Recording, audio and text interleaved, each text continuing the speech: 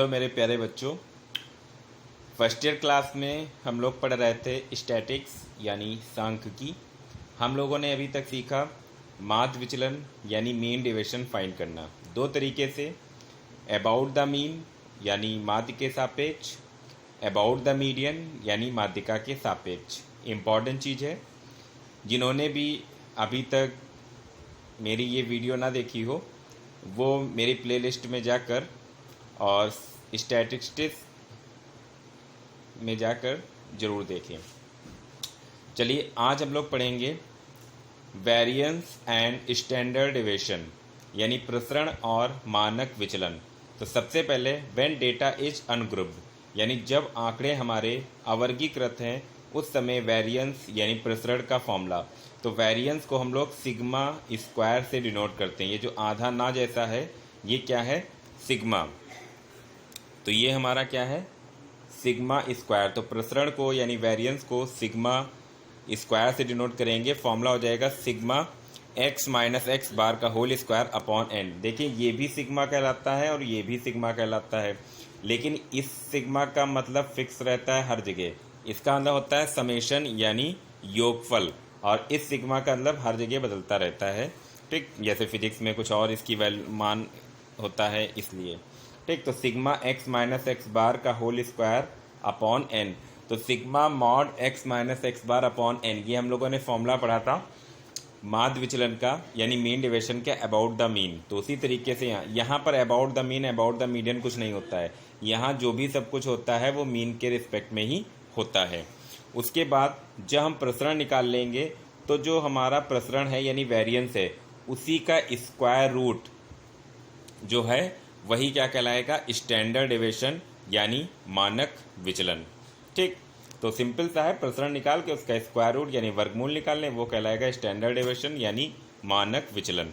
फिर है when data is grouped. अगर डेटा हमारा ग्रुप्ड है यानी आंकड़े वर्गीकृत हैं तो फ्रीक्वेंसी यानी बारंबारता एफ दी गई होगी।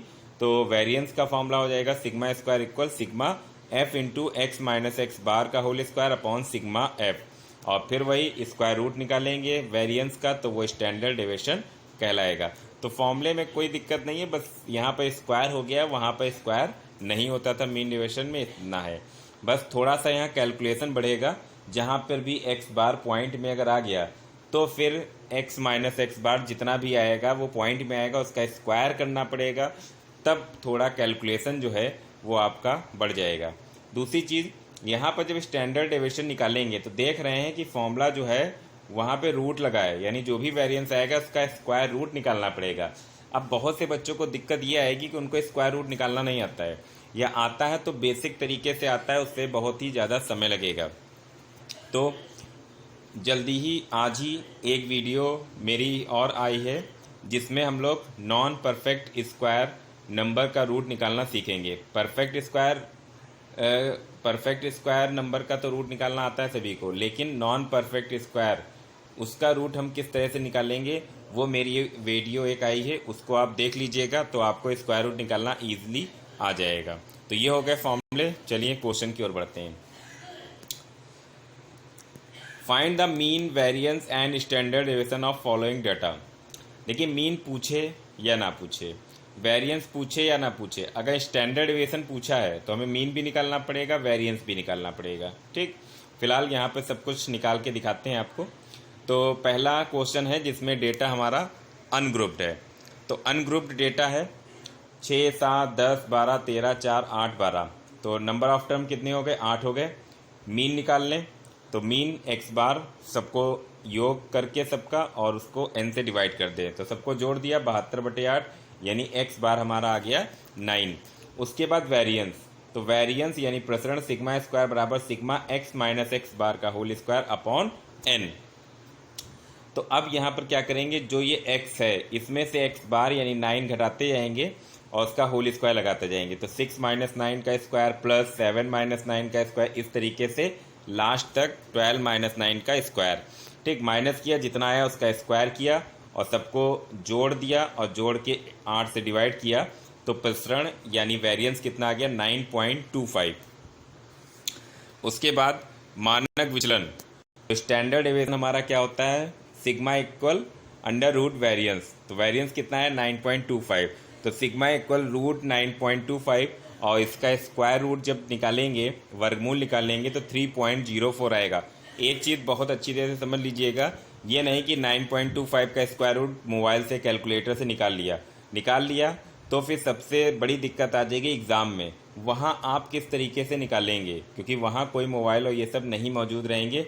इसलिए मेरी जो आज वीडियो आ रही है उसको आप ज़रूर देखिए, जिसमें नॉन परफेक्ट स्क्वायर नंबर के स्क्वायर रूट निकालना जो है बताया गया है, तो इसको आप वहाँ पर सीख लीजिए, तब इन क्वेश्चनों को लगाइएगा। उसका भी लिंक जो है वो मैं आपको कल दे दूँगा।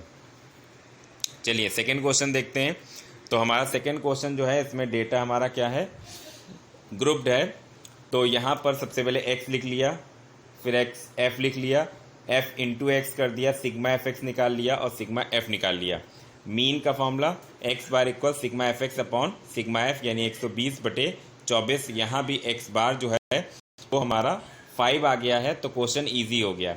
अगली टेबल हम लोग बनाएंगे x माइनस एक्स बार की, उसके बाद जो x माइनस एक्स बार आएगा उसके होल स्क्वायर की, और उसके बाद उसकी मल्टीप्लाई f से और उसका सिग्मा ले लेंगे। फिर वेरिएंस यानी प्रसरण का formula sigma square equal sigma f into X minus x bar का whole square upon sigma f, तो 152/24 यानी सिग्मा स्क्वायर यानी वेरिएंस कितना आ गया 6.33।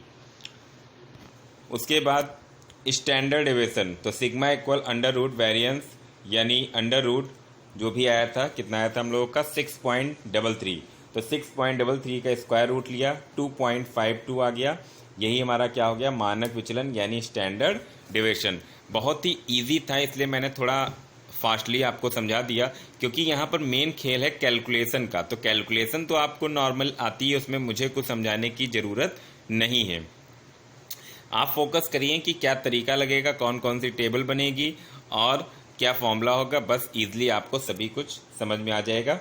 तो ये 2 क्वेश्चन हैं, जिस तरीके के 2 क्वेश्चन समझाए उसी तरीके के 2 क्वेश्चन दे रहा हूँ और आंसर इसका नीचे लिखा है, आप इसे लगाइए और अपना कमेंट करके बताइए कि आपने क्वेश्चन सही किए या गलत किए, आपको वीडियो कैसी लग रही हैं। अपना कोई भी अगर सुझाव हो तो ज़रूर दीजिए और ज़्यादा से ज़्यादा लोगों को वीडियो शेयर कीजिए ताकि उनको भी फ़ायदा मिले। और all the best, thank you.